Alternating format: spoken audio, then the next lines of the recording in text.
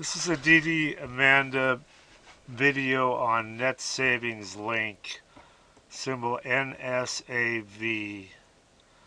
Now this one first showed up on a scan, a 200-day low scan. Well, actually it showed up earlier than this, but this is when it really went down to level 10 here on 11/21.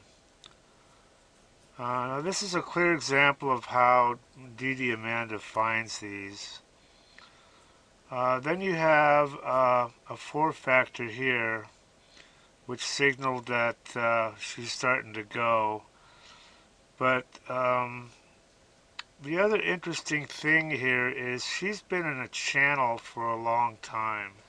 Okay, as you can see by this mini chart here, she's been bebopping around 11, 12, and then finally she hit 10 here. Now the thing about a channel is usually what happens on a channel is there's a breakout, and when there is a breakout it'll be significant, violent, as you can see here, where she just went up to 22 high, closed almost at the high at 21, and you know she's up over 100% from the low here.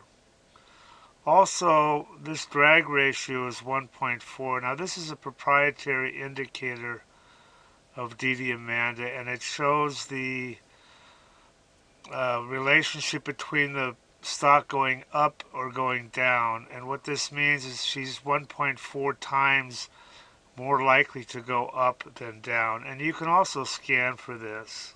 Okay. So anyway, here you go. She hasn't traded a lot of money yet, but she's becoming more popular. On the social media, she's at 16 most read and number 12 on the breakout boards.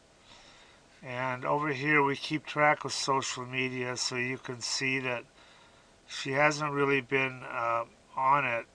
Right way back here she was at 34, but more recently she's gained more social media popularity. One more thing that makes this significant is this 10 level.